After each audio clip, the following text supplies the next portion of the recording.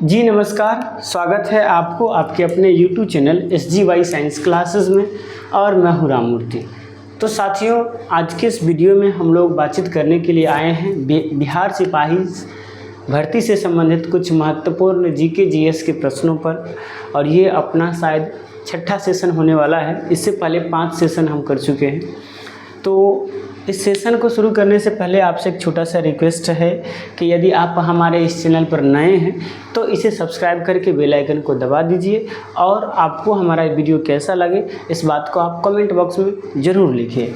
तो चलिए शुरू करते हैं अपने इस पाठशाला को। और ये रहा आज का पहला प्रश्न आपके स्क्रीन बोर्ड पर। प्रश्न को पढ़िए और बताइए क्या होने वाला है इसका सही आंसर। प्रश्न कहता है कि निम्नलिखित में कौन सी धातु सबसे हल्की है? पारा, चांदी, लिथियम या सीसा? पारा, चांदी, लिथियम या सीसा? तो इसका सही आंसर होने वाला है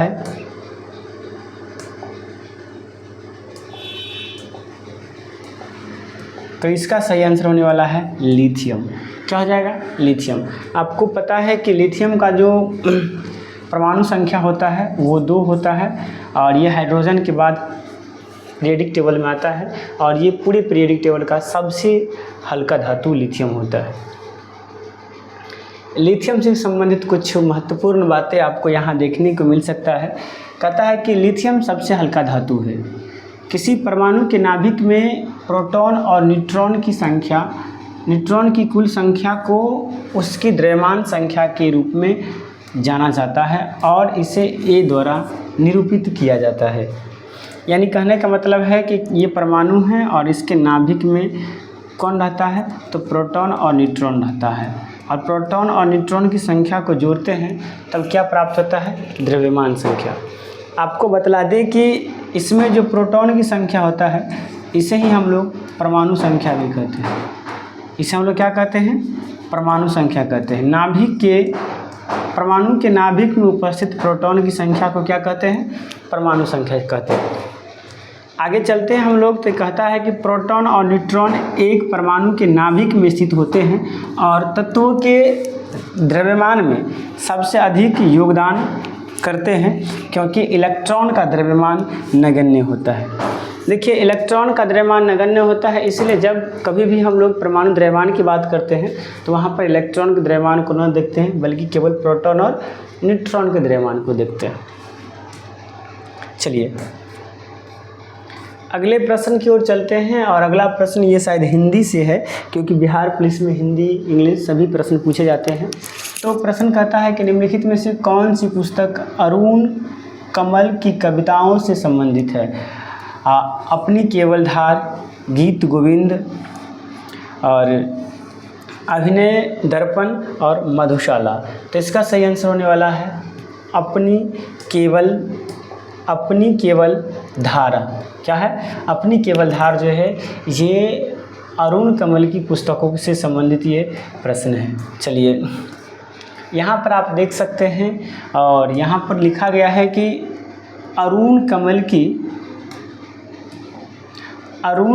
की एक कविताओं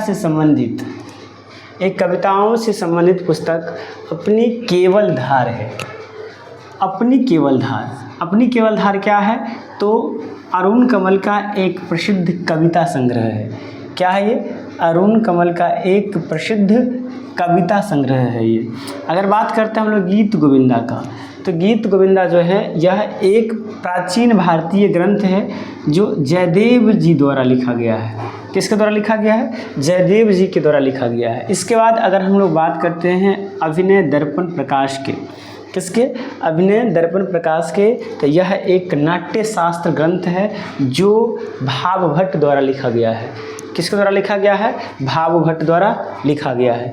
इसके बाद अगर हम बात करते हैं मधुशाला के बारे में, तो मधुशाला हरिवंश राय बच्चन की एक प्रसिद्ध रचना है। मधुशाला किसकी एक प्रसिद्ध रचना है? हरिवंश बच्चन राय की एक प्रसिद्ध रचना है। अगले प्रश्न की ओर हम लोग चलते हैं। तो अगला प्रश्न कहता है कि कान खरे होना मुहावरा का अर्थ बताइए। कान खड़े होना मुहावरा का अर्थ बताइए। ऑप्शन नंबर ए में है कहीं जाने में अशक्त होना, हर प्रकार का अनुभव होना और उन्नति करना या सचेत रहना। तो कान खड़े होने का मतलब होता है सचेत रहना। क्या होता है? सचेत रहना होता है। चलिए अगले प्रश्न की ओर हम लोग चलते हैं। तो अगला प्रश्न कहता है कि शेख निजामुद्दीन औलिया का शिक्षक कौन था? शेख अलाउद्दीन सबीर, शेख है क्या ये? शेख अहमद सिरहिंद, ख्वाजा मुअद्दिन चिश्ती या बाबा फरीद। तो शेख निजामुद्दीन औलिया के शिक्षक थे बाबा फरीद। कौन थे? बाबा फरीद। यानी ऑप्शन नंबर 4 जो है वो सही है। यहाँ आप देख सकते हैं लिखा गया है कि मोहम्मद निजामुद्दीन औलिया को हज़रत निजामुद्दीन औलिया के नाम से भी जाना जाता है और महबूब ए इलाही एक भारतीय सुन्नी मुसलमान विद्वान चिश्ती आदेश के सूफ़ी संत थे। ये क्या थे? एक सूफ़ी संत थे। इसके बाद अगर बात करते हैं तो कहता है कि भारतीय महाद्वीप के सबसे प्रसिद्ध सूफ़ी संतों में एक थे। कौन? ये महबूब ए इलाही। कौन? महबूब ए इलाही। आगे अगर हम बात करते हैं तो ये है बाबा फरीदुद्दीन गंज ए शक्कर, जिन्हें बाबा फरीद के नाम से जाना जाता है। कुतुबुद्दीन बख्तियार काकी के शिष्य थे, जिनके नाम पर कुतुब मीनार का नाम रखा गया था। यानी कुतुब मीनार का नाम किसके नाम पर रखा गया था? याद रखेंगे, कुतुबुद्दीन बख्तियार काकी के नाम पर ही कुतुब मीनार का नाम रखा गया था। और यहाँ आप देख सकते हैं, यहाँ बाबा फरीद के बारे में कहा गया है कि वह पंजाब के अजूधन चले गए थे, जहाँ उन्हें जमात खान बनाया। क्या बनाया था? उन्होंने जमात खान बनाया। उनके 3 शिष्यों ने उप सिलसिले की स्थापना की, जिसमें है निजामुद्दीन औलिया द्वारा निज़ामी आदेश। मतलब बाबा फरीद के शिष्य कौन थे? निजामुद्दीन औलिया। इन्होंने निज़ामी आदेश का स्थापना किया था। आगे जमाउद्दीन हनोविस द्वारा जमाली आदेश और अलाउद्दीन शाबिन द्वारा सावरी आदेश। ये 3 जो उप सिलसिले हैं वो बाबा फरीद के शिष्य के द्वारा स्थापित किए गए हैं। अगले प्रश्न की ओर हम लोग चलते हैं। तो अगला प्रश्न यहाँ आप देख सकते हैं स्क्रीन बोर्ड पर। कहता है कि कोयला खान मध्य प्रदेश के किस ज़िला में स्थित है? कोयला खान मध्य प्रदेश की किस ज़िला में स्थित है? सिंगरौली, भिंड, देवास या हरदा। तो कोयला खान जो है वो सिंगरौली में है। कहाँ है? सिंगरौली में, मध्य प्रदेश के सिंगरौली ज़िला में कोयला खान है। आप यहाँ पर देख सकते हैं सिंगरौली कोयला क्षेत्र मध्य भारत में सोन महानदी मास्टर बेसिन के सबसे उत्तरी भाग में स्थित है। यह मध्य प्रदेश राज्य में स्थित है। इसका क्षेत्रफल लगभग 2200 किलोमीटर वर्ग किलोमीटर है। कहता है सिंगरौली कोयला खदान से 70 मिलियन टन प्रति वर्ष खनन होता है। कितना खनन होता है? 70 मिलियन टन प्रति वर्ष जो है वो सिंगरौली खान से खनन होता है, जो सोन नदी और महानदी के मास्टर बेसिन पर उत्तर भाग में स्थित है। कहता है कि इस खनन में कोयला भंडार गुडवान कोयला का भंडार है। इसमें किस कोयला का भंडार है? गुडवान कोयला का भंडार है सिंगरौली में। और सिंगरौली क्या है? ये मध्य प्रदेश यानी मध्य भारत का एक भाग है। क्या है ये? मध्य भारत का एक भाग है।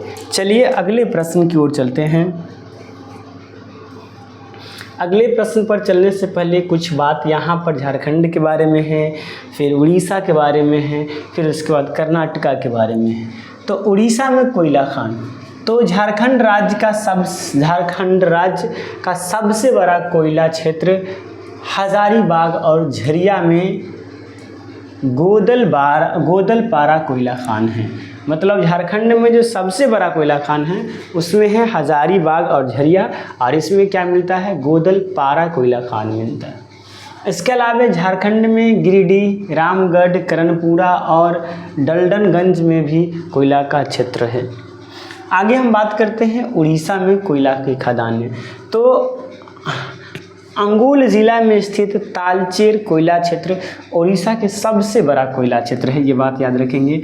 उड़ीसा के सबसे बड़ा कोयला क्षेत्र जो है वो तालचेर कोयला क्षेत्र है, तालचेर कोयला क्षेत्र है, और ये अंगुल ज़िला में है, उड़ीसा के अंगुल ज़िला में। अन्य कोयला क्षेत्र यानी उड़ीसा के अन्य कोयला क्षेत्र की बात करते हैं तो झारसुगुड़ा, संबलपुर और डेकनाल है। क्या है, डेकनाल है। आगे बात होता है कर्नाटक में कोयला के खान। कर्नाटक में कोयला के खान बेंगलुरु, बेलगामी, मैसूर, कालाबुरागी, उडुपी, बल्लारी, उत्तर कन्नड़, चामराजनगर क्षेत्र में पाए जाते हैं। ये सब जो है ये कर्नाटक के कोयला के खान के क्षेत्र है।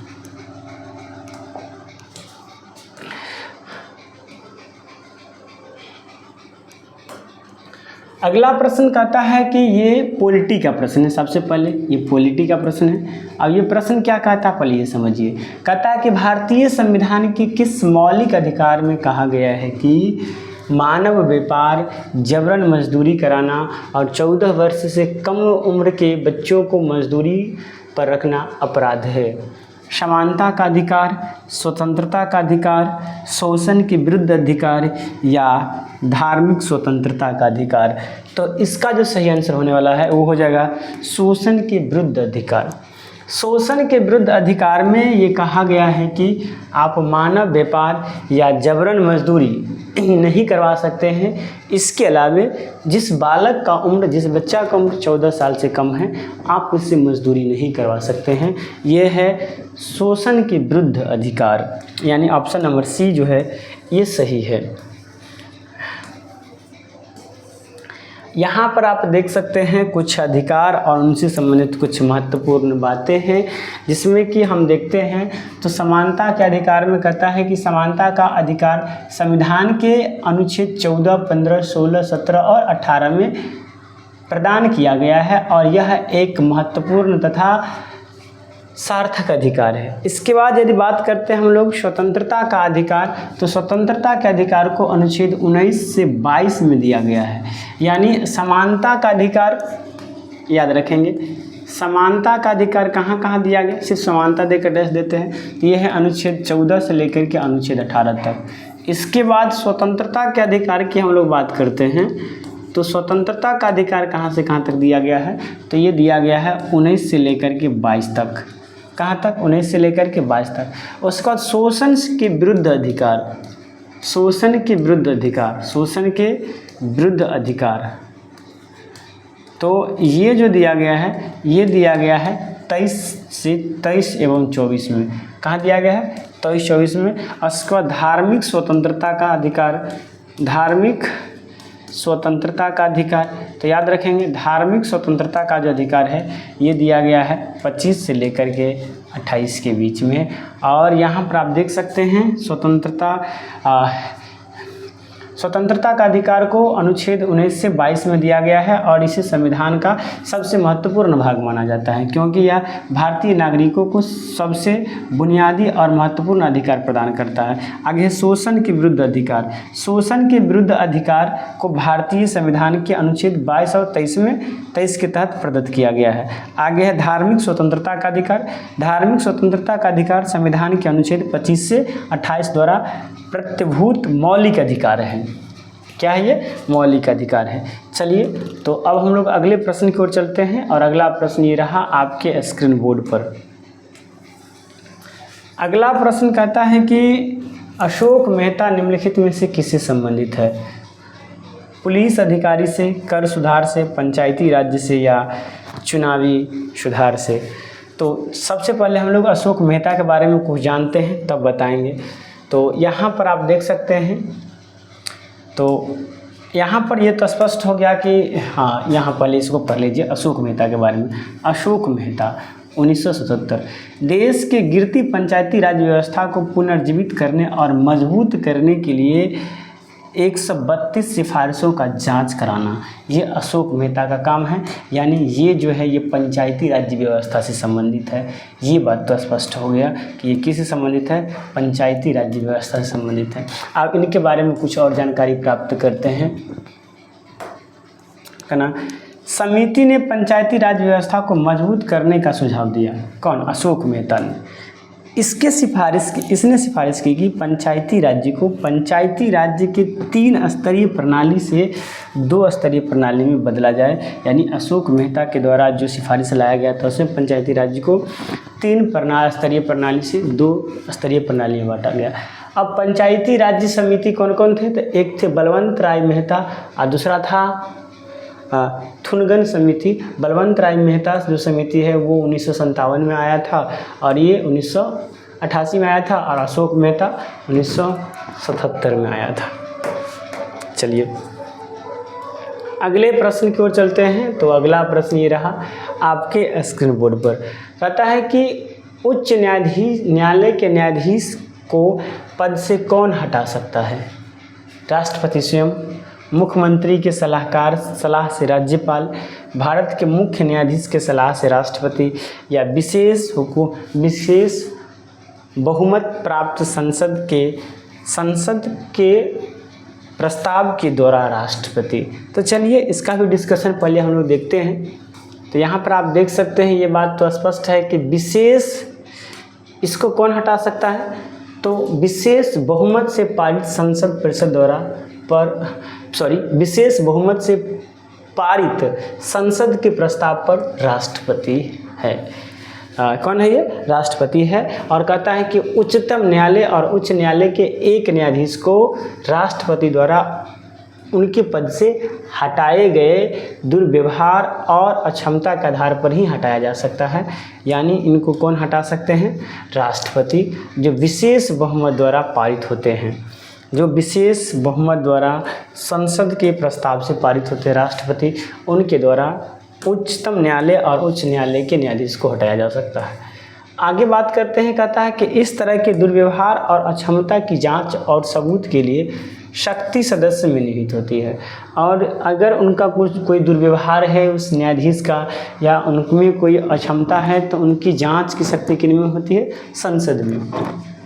प्रत्येक घर में न्यायाधीश को हटाने के लिए एक प्रस्ताव पारित करना होगा जो उपस्थित एवं मतदान के 2/3 सदस्य द्वारा क्या हो, समर्पित है, और घर के कुल सदस्यों का बहुमत यानी पूर्ण विशेष अधिकार मत हो। चलिए अब हम लोग अगले प्रश्न की ओर चलते हैं, और अगला प्रश्न ये रहा आपके स्क्रीन बोर्ड पर। इसे पढ़ेंगे और बताएंगे क्या होने वाला है इसका सही आंसर।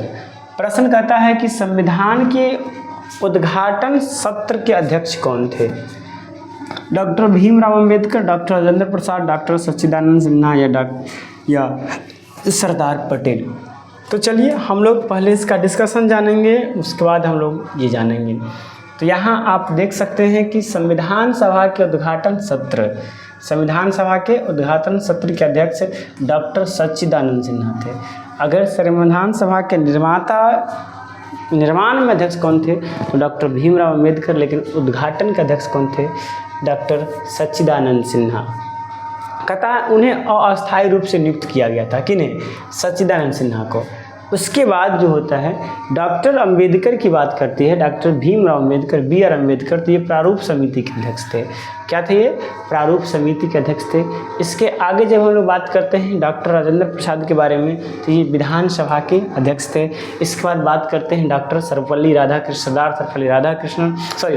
सरदार वल्लभ भाई पटेल के, तो ये भारत के प्रथम उपराष्ट्रपति एवं गृह मंत्री थे। कौन, सरदार वल्लभ भाई पटेल। कौन, सरदार वल्लभ भाई पटेल जो है ये प्रथम उप प्रधानमंत्री और गृह मंत्री थे। इस प्रकार से इसका जो आंसर हो जाता है वो हो जाता है ऑप्शन नंबर 3, सच्चिदानंद सिन्हा। डॉक्टर सच्चिदानंद सिन्हा जो है इसका सही आंसर हो जाता है। चलिए अगले प्रश्न की ओर चलते हैं। अगला प्रश्न ये रहा आज का पहला प्रश्न, इसे पढ़ेंगे और बताएंगे।